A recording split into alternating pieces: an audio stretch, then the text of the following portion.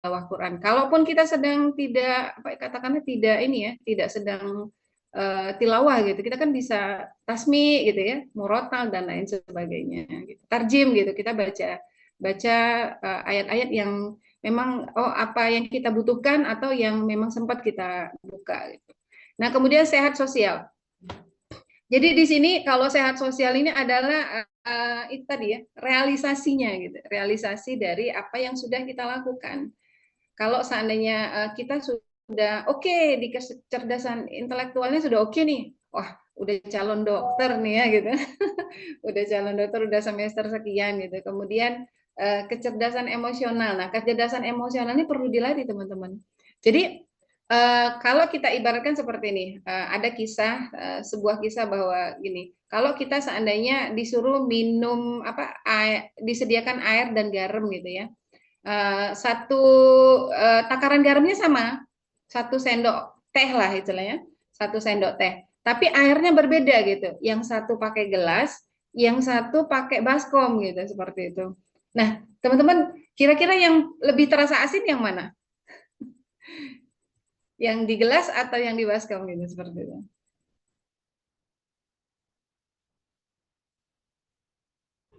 Ya, boleh? Ada yang mau menjawab? Ini babaganya Ya apa sih? Boleh nih dari Alia untuk menjawab. Silakan. ini udah. Nanti kita masak ya. Ya. Pelan ya. Ada yang mau menjawab? Silakan. Ini ada kecil nggak? Min, Iya, saya. ada kecil nggak? Ada juga. Ada. Apa? Ya, baik teman-teman kita lanjutkan. Mungkin belum ini ya. Kalau seandainya 1 sendok istilahnya teh gitu ya, garam kita masukkan dalam gelas, kemudian dalam baskom atau kita lemparkan ke lautan yang luas, pasti akan lebih asin yang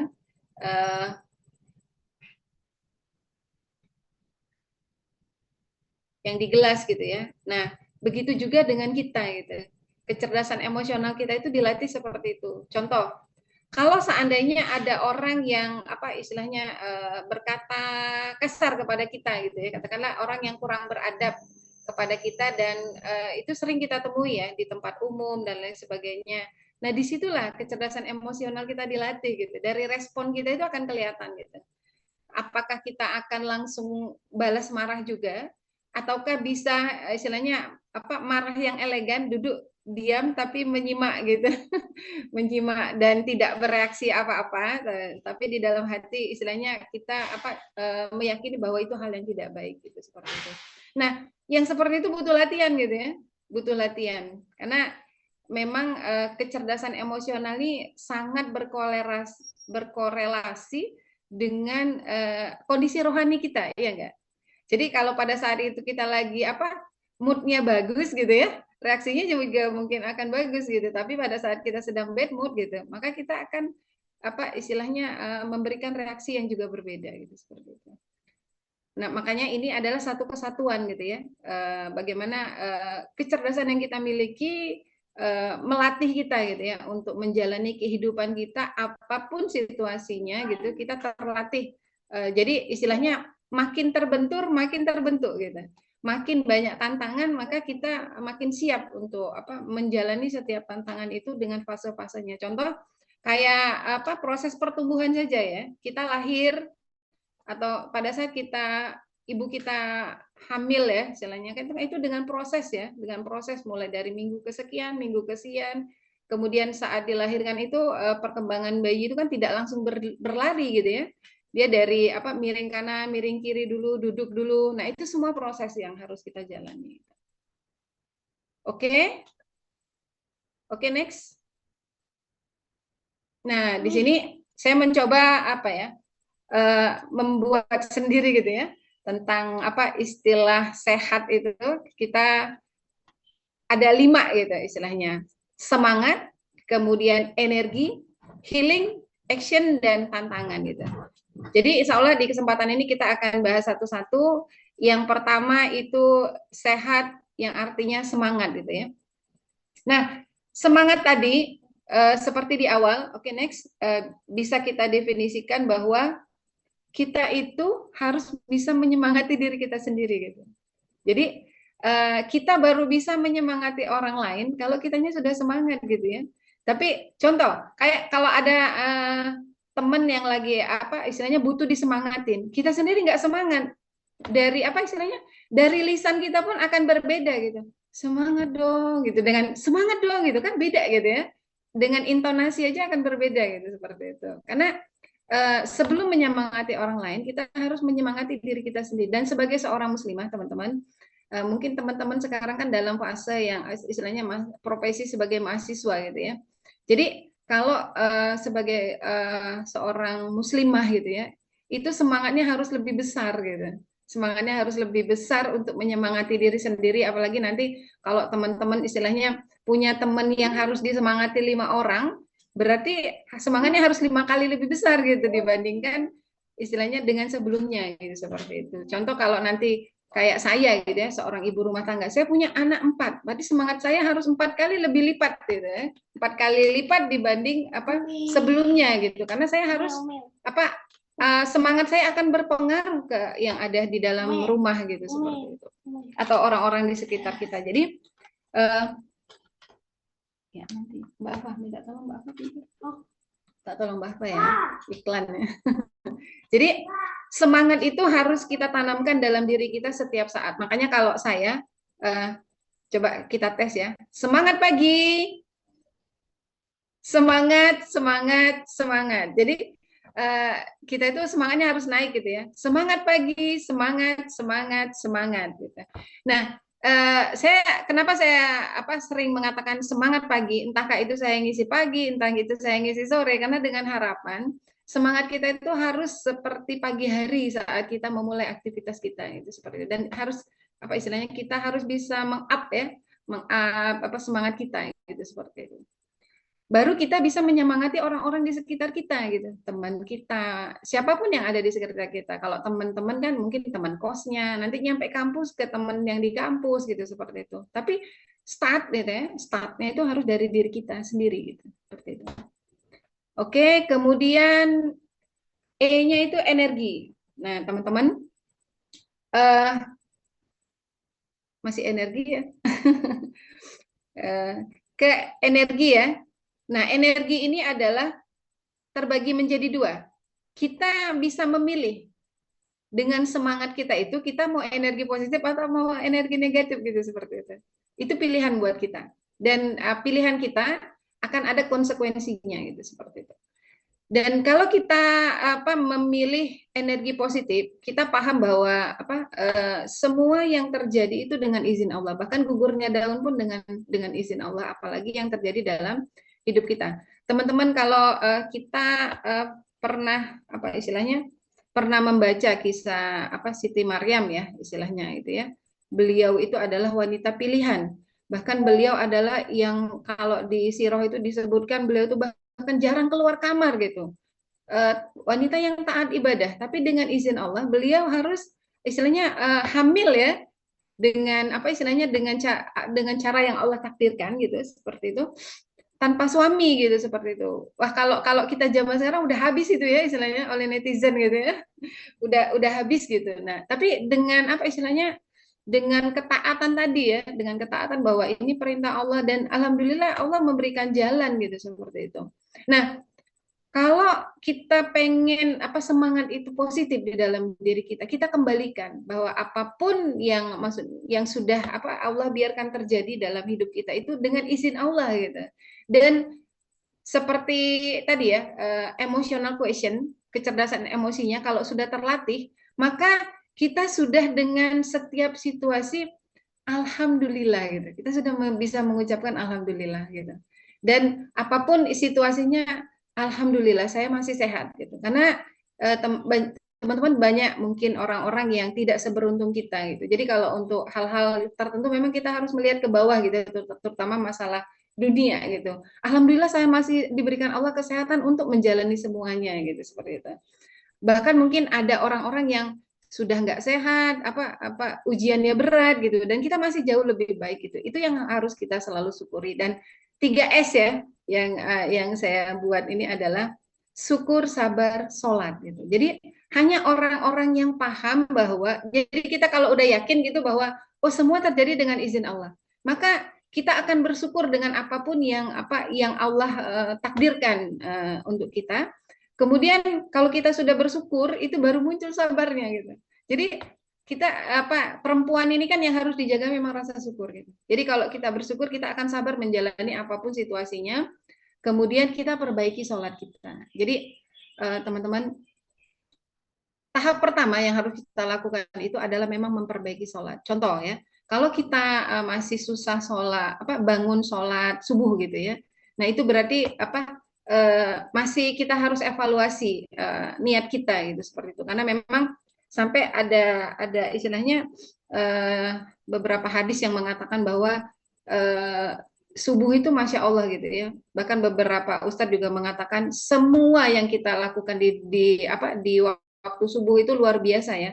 Semuanya diijabah oleh Allah Subhanahu wa taala gitu. Bahkan semua lantunan-lantunan kalimat yang kita lakukan apalagi sebelum ini ya, qobliyah subuh gitu ya. Seperti apakah kalau sempat kita lakukan masya Allah lebih baik dari dunia dan seisinya gitu, bayangin teman-teman ya.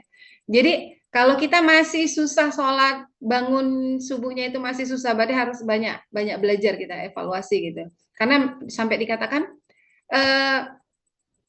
contoh kalau kita temukan orang-orang munafik gitu ya, orang-orang munafik, maka coba lihat sholat subuhnya itu udah baik atau belum gitu seperti itu. Karena memang luar biasa sholat subuh itu. Tapi insya Allah kita bisa. Kemudian negatif. Nah, energi negatif ini sebenarnya kan balik-balik ke penyakit hati atau sudahkah terlatih emosional quotient kita tadi, kecerdasan emosi kita. Jadi gini teman-teman, kita kan nggak bisa istilahnya menuntut orang lain itu seperti kita. Kita juga nggak bisa istilahnya mengharapkan bahwa semua yang lingkungan yang kita datang itu istilahnya baik semua, kan nggak bisa ya, nggak bisa. Bahkan mungkin bisa jadi saat kita di tempat umum ada hal-hal yang tidak kita istilahnya di luar ekspektasi kita gitu seperti itu. Nah, sekarang tergantung kita gitu. Jadi fenomenanya sekarang itu adalah kalau untuk penyakit hati ini setiap manusia lah ya, setiap manusia itu punya sampah di dalam dirinya gitu, punya sampah. Nah, tinggal nanti sampah itu dia tumpahkan di mana gitu. Contoh gitu ya, kita sering lihat kalau di jalan raya itu ada orang yang mobilnya tuh keren banget gitu ya, casingnya mobilnya tuh kayaknya termasuk mobil yang mentereng lah mereknya gitu ya, tapi masih buang sampah sembarangan gitu, dengan mudahnya buang tisu nyemplung gitu ya dari kaca jendela gitu seperti itu. Nah itu istilahnya menggambarkan bagaimana kita itu istilahnya sudah ini belum dengan casing yang negatif gitu ya. Nah, kalau dengan hal yang negatif itu kita siap menjaga diri kita gitu. Contoh gitu ya. Kita siapkan diri kita untuk tidak menjadi orang yang membuang sampahnya kepada orang lain gitu seperti itu. Jadi jangan sampai kita menumpahkan sampah-sampah kita itu kepada teman kita, nauzubillah ya, apalagi sampai orang-orang terdekat kita. Itu semoga Allah senantiasa jaga kita gitu. Karena kalau kita sampai menumpahkan itu ke orang-orang terdekat kita, kasihan sekali gitu ya, dan kita akan rugi sendiri gitu seperti itu. Dan kita juga istilahnya harus menjaga diri kita saat ada orang lain yang membuang sampah sembarangan tadi gitu ya. Reaksi kita tuh harus elegan gitu. Kita tidak terpancing. Contoh, kayak kita sekarang itu kan banyak sekali bullying. Contoh kayak anak saya termasuk ada yang istilahnya salah satunya itu adalah introvert ya, istilahnya seperti itu. Nah, saat ada orang yang membuli kita, tujuannya itu adalah kan melemahkan mental kita gitu ya. Jadi, tugas kita adalah menjaga diri kita agar target yang dia inginkan tidak tercapai gitu, seperti itu.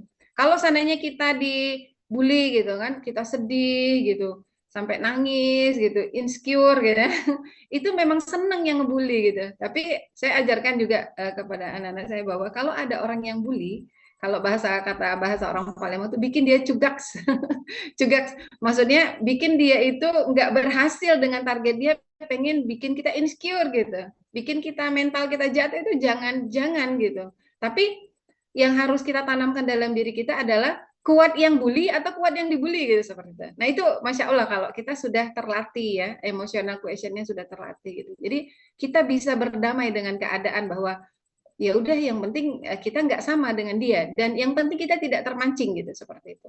Oke, next. Itu ke energi. Kemudian hanya itu adalah healing. Jadi teman-teman kita harus bisa istilahnya bijak ya, bijak dengan apa istilahnya kalau sering dengar apa tulus ya, semua baik-baik saja gitu ya. Jadi luka-luka biarlah luka, buang semua gitu ya istilahnya ya gitu ya. Jadi kamu terlalu berharga untuk luka gitu ya. Jadi kita itu terlalu berharga gitu loh untuk hal-hal yang tidak baik gitu ya. Jadi sayangi diri kita sendiri gitu bahwa kita terlalu berharga untuk hal-hal yang tidak baik yang dilemparkan orang lain kepada diri kita gitu seperti itu. Jadi apa ya, power utama itu ada dalam diri kita gitu. Sayangi diri kita bahwa semuanya itu adalah dengan kehendak Allah dan jangan biarkan orang lain apa istilahnya berhasil membuang sampahnya kepada diri kita. Dan ada nasihat seorang sufi gitu ya bahwa untuk personal healing kita ini ya, personal healing istilahnya, bahwa dikisahkan ada seseorang yang mengatakan, tolong katakan kepada saya kalimat yang apa istilahnya yang bisa membuat saya bisa menjalani apapun kondisi hidup saya gitu. Seorang sufi itu mengatakan, semua baik-baik saja. Semua akan berlalu. Jadi hikmahnya atau ibrohnya adalah bahwa saat kita diberikan uji amanah ya, amanah, ujian itu kan bisa bentuk kenikmatan, bisa bentuk musibah gitu. Saat kita diberikan ujian atau amanah kelebihan, contoh teman-teman kecerdasan yang luar biasa gitu ya, mungkin materi yang berlebih gitu, atau kelebihan-kelebihan lain yang Allah berikan kepada kita. Ya, minimal saat kita paham konsep ini bahwa semua akan berlalu gitu. Jadi tidak ada yang abadi di dunia ini. Jadi itu tidak bikin kita sombong gitu. Kita katakanlah paling pinter, kita paling cerdas, kita paling kaya. Tapi ingat, kita tidak bisa hidup sendiri gitu. Kita masih butuh orang lain gitu. Bahkan orang yang paling hebat sekalipun untuk mensolatkan, mengkafan itu butuh orang lain gitu. Endingnya seperti itu gitu kan. Dan tempat kembali kita itu ya sama gitu. Kain kafan 5 meter yang tidak dijahit, liang lahat 2x1 gitu. Tidak ada VIP, tidak ada super VIP gitu ya. Nah, kalau kita paham seperti itu, maka konsep hidup kita istilahnya bisa menjalani semua apa istilahnya yang sudah Allah takdirkan gitu. Jadi pada saat kita diberikan kelebihan amanah gitu ya, dalam bentuk apa kenikmatan dunia, kita tidak sombong atau minimal kita tidak norak gitu ya. Kita minimal kita tidak norak gitu, apa berlebih-lebihan memamerkan apa yang Allah dan teman-teman mungkin sudah banyak menyaksikan bagaimana orang yang sudah sah saja gitu ya, pasangan suami istri yang sudah sah berlebih-lebihan memamerkan apa istilahnya hal-hal yang apa kepada apa media lah istilahnya seperti itu kan endingnya pun tidak baik gitu seperti itu. Padahal pasangan sah. Jadi memang dalam hidup kita ada hal-hal yang perlu memang kita apa istilahnya kita upload, ada yang tidak perlu gitu. Terutama hal-hal yang kalau sifatnya itu bisa membuat orang lain dan teman-teman mungkin pernah dengar tentang ini loh, ain ya, ain. Jadi ada kisah itu bahwa orang yang istilahnya nggak ngapa-ngapain gitu, nggak ngapa-ngapain, nggak upload, tapi pada saat orang lihat, tapi ngelihatnya itu tidak dengan kalimat thayyibah gitu ya, apa istilahnya memujinya itu tidak dengan kalimat thayyibah, itu dalam sekejap mata bisa langsung drop gitu seperti itu. Karena di kisah itu ada sahabat yang istilahnya orangnya itu solih gitu ya, putih gitu, ganteng gitu, tapi sahabat itu sampai kagum tapi tanpa menyertakan kalimat thayyibah gitu seperti itu. Atau bahkan pernah ada kisah MC gitu, MC-nya keren banget gitu, tapi dia tidak istilahnya tidak melafazkan kalimat thayyibah, itu langsung hilang suaranya teman-teman. Saya sampai merinding kalau ingat itu. Jadi memang ada hal-hal yang memang harus ada selalu kebersamaan Allah, kita memuji Masya Allah gitu ya. Saat ada hal-hal yang tidak apa istilahnya kurang baik, subhanallah gitu. Kita ucapkan seperti itu, biasakan itu seperti itu. Nah, yang kedua dari healing ini adalah teman-teman tadi saat diberikan kelebihan kita tidak norak, tidak takabur, tidak sombong, tidak merendahkan teman kita atau orang lain gitu. Nah, saat diberikan ujian berupa kesulitan, kita tidak putus asa, teman-teman. Jadi bedanya kita dengan orang non-muslim gitu, bahwa kita mengenal istilah tawakal tadi ya. Pertama kita tahu bahwa konsep semua terjadi dengan izin Allah, qadarullah gitu.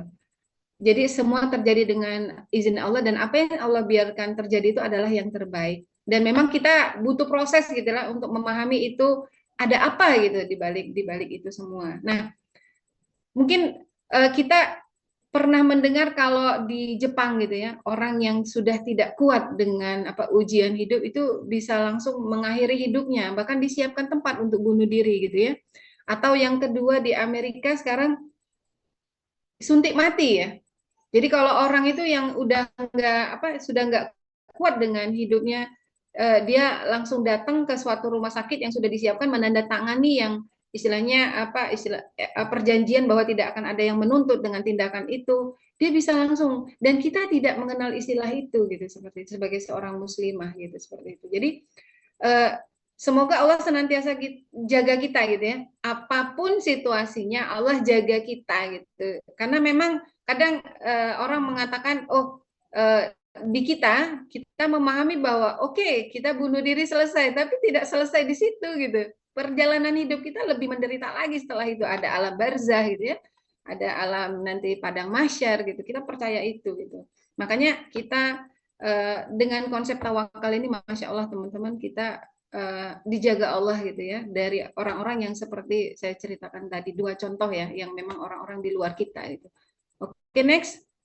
Setelah healing action gitu ya.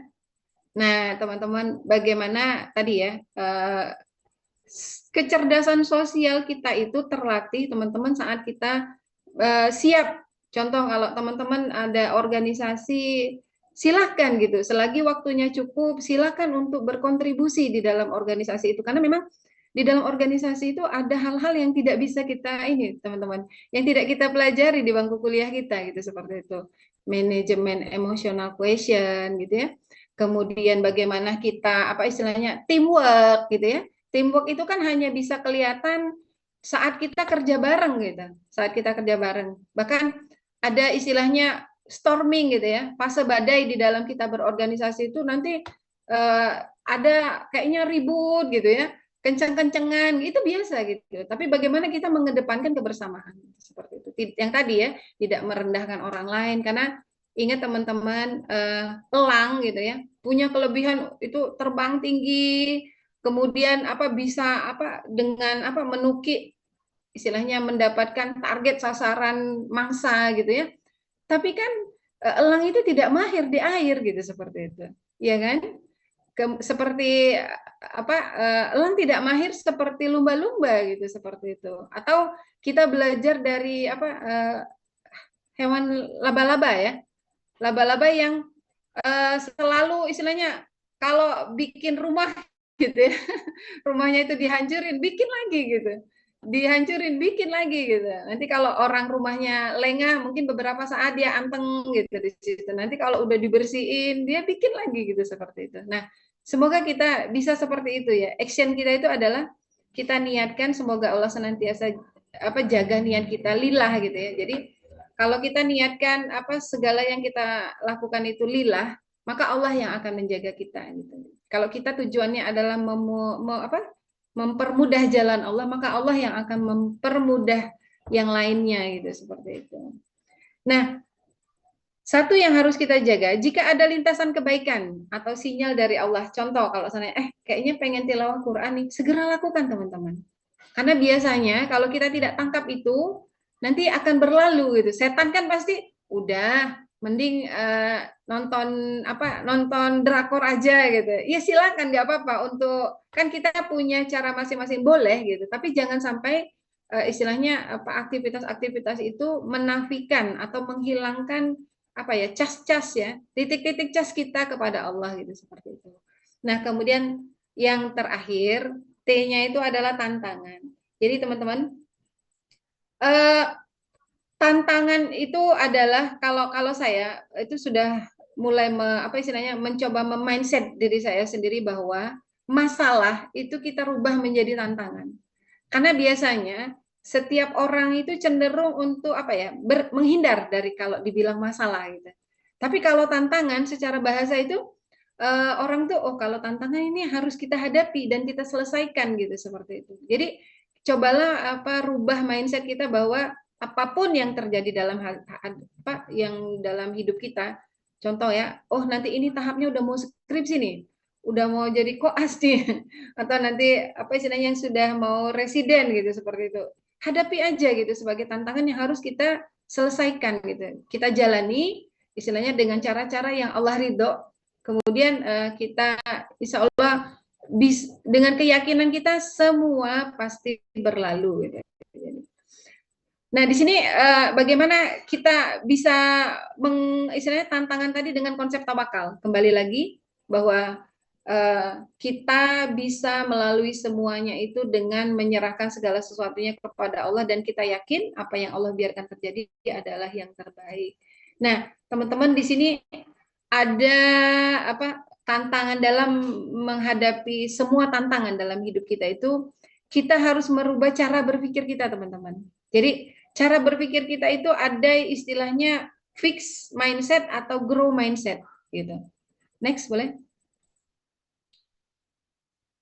Nah, kalau fix mindset itu digambarkan itu kita itu seperti apa terkunci gitu ya bahwa ini apa kriterianya seperti di orang-orang fix mindset dan orang-orang grow mindset. Jadi teman-teman silahkan apa istilahnya boleh ke ini sebelumnya. Nah ya, jadi teman-teman silakan lihat teman-teman termasuk yang mana yang dari fixed mindset dan grow mindset tadi gitu. Silakan dibaca yang tolong yang apa grow mindset dan fixed mindset tadi ya. Teman-teman silakan lihat teman-teman termasuk yang mana. Tapi teman-teman yakinlah orang fixed mindset jika dia punya azam ya, punya apa istilahnya semangat yang tinggi, dia bisa jadi grow mindset teman-teman. Karena semua itu pilihan. Itu kan sebenarnya hanya apa istilahnya kita mematok diri kita itu fixed mindset padahal sebenarnya kita bisa berubah menjadi grow mindset dan harusnya idealnya itu kita dengan tantangan yang harus kita hadapi kita itu harus siap dengan semua perjalanan semua kondisi ya yang harus kita hadapi gitu. Oke, next. Jadi kalau orang-orang grow mindset itu adalah orang-orang yang siap gitu ya, siap dengan segala situasi gitu. Jadi kalau punya plan A, nggak bisa A, dia siap sampai Z gitu seperti itu. Jadi kita nggak mentok di A, waduh A nggak bisa langsung nyerah, nggak seperti itu gitu. A nggak bisa B nggak bisa C langsung sampai Z harus kita siapkan gitu seperti itu. Jadi bagaimana kita bisa sukses di dalam menjalani hidup kita itu dengan sebenarnya balik ke kita sendiri gitu. Pilihannya ada pada diri kita gitu. Kita mau pilih yang mana gitu. Kita mau pilih ke orang yang kekeh gitu ya. Biasanya orang-orang yang fixed mindset ini di teamwork nanti akan bermasalah biasanya gitu. Di teamwork pasti akan terbentur dengan yang lain gitu karena dia kekeh dengan pendapatnya sendiri. Nah, biasanya seperti itu nanti di lapangan akan ditemukan seperti itu. Nah, tinggal kita ingat tadi jangan biarkan diri kita membuang sampah kepada orang lain dan jangan biarkan kita menjadi sasaran pembuangan sampah dari orang lain gitu seperti itu. Oke, next. Nah, di sini ada kiat 5H di sini saya bikin. Jadi seperti kita menaiki anak tangga gitu ya. Kita harus naik dari bawah dulu ya, nggak bisa loncat ke atas ya. Kita harus naik dari bawah dulu. Nah, yang pertama, teman-teman adalah apa yang kita pikirkan. Head ya. Apa yang kita pikirkan? Tadi pilihan, kita mau fixed mindset atau kita mau grow mindset. Itu kita pilihan pada diri kita. Itu akan menentukan hasil dari perjalanan kita itu seperti itu. Kemudian heart, apa yang kita rasakan. Jadi apa yang kita pikirkan itu akan menjadi apa yang kita rasakan gitu. Iya enggak? Seandainya kita tadi kita insya Allah semangat nih hari ini.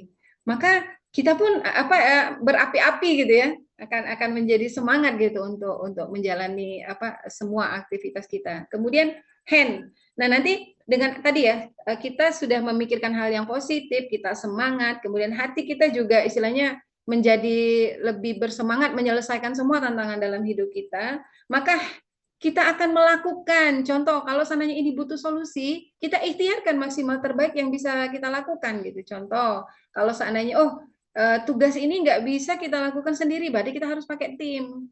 Oh, berarti tugas ini harus kita selesaikan dalam waktu hari ini juga gitu. Berarti kita harus memanage, kalau memang yang lain bisa kita tinggalkan, kita kerjakan yang itu dulu gitu. Nah, yang keempat teman-teman adalah jangan pernah jangan pernah berhenti berharap.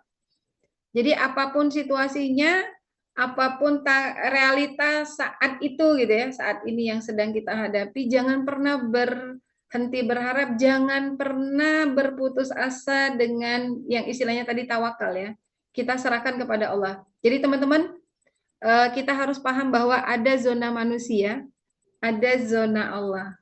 Jadi kalau zona manusia itu terkait dengan ikhtiar maksimal yang kita lakukan, jadi kita sudah melakukan berbagai cara untuk istilahnya memanage segala sesuatu sesuai dengan target kita. Tapi ingat, kalau yang namanya perubahan, yang namanya hasil itu adalah zona Allah gitu, zona Allah. Kita harus paham itu. Jadi makanya tadi kalau orang yang kecerdasan emosinya sudah terlatih, kalau pada saat dia menghadapi ini zona Allah nih, makanya dia akan ngerem gitu.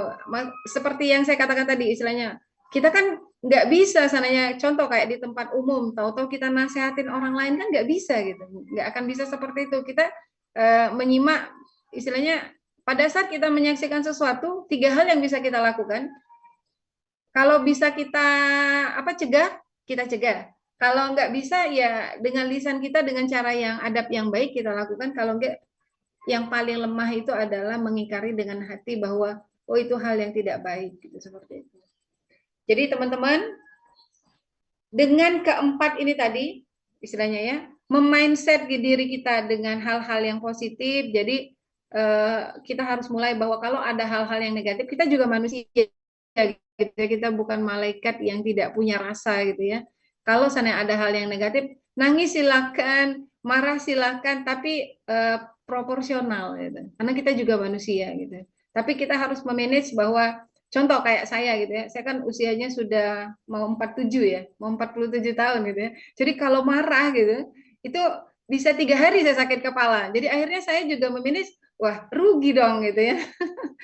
Istilahnya marahnya cuma hitungan katakanlah detik, menit gitu ya, tapi 3 hari sakit kepalanya nggak hilang, aktivitas yang lain akhirnya kacau semua gitu ya.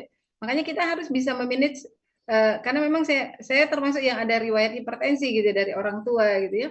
Jadi itu harus kita manage sendiri gitu. Oh, kita ini kan termasuk orang yang kayak apa, maka kita harus memanage diri kita sendiri gitu, seperti itu. Jangan kepancing dengan hal-hal yang bisa istilahnya merugikan diri kita sendiri. Maka teman-teman insya Allah dengan kelima ini ya, dari istilahnya bagaimana kita memanage gitu ya, apa yang kita pikirkan, kemudian yang kita rasakan, kemudian jadi reaksi gitu ya, karena kan hati itu akan bereaksi, makanya kan kenapa orang itu kok bisa ngomong seperti itu ya, karena memang kalau di dalam diri kita sampah, maka kita akan mengeluarkan sampah. Jadi ikhtiarkan bahwa kita yang kita di hati kita berlian, maka yang akan keluar berlian juga gitu. Jadi makanya teman-teman sering lihat ya, orang-orang yang kayaknya muslimah-muslimah yang kayaknya istilahnya secara fisik istilahnya biasa atau mungkin standar, tapi kok bercahaya gitu seperti itu. Itulah yang namanya inner beauty gitu. Bagaimana ruhiyah itu membuat kita menjadi cantik yang sesungguhnya gitu, seperti itu gitu kan. Walaupun cantik tapi kalau istilahnya secara fisik cantik, ada yang istilahnya adabnya tidak terjaga, sayang banget dengan casingnya gitu, seperti itu gitu ya. Nah teman-teman, jadi kita punya pilihan untuk apa yang kita pikirkan, kita rasakan, kemudian kita action, kita lakukan, terus kita selalu harus punya harapan dalam hidup ini gitu, apapun situasinya, dan insya Allah kita akan mencapai kesuksesan.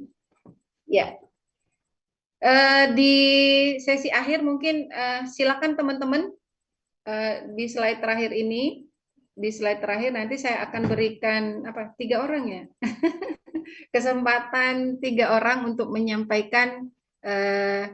Silahkan buat apa yang menjadi harapan teman-teman, apa yang menjadi harapan teman-teman semua.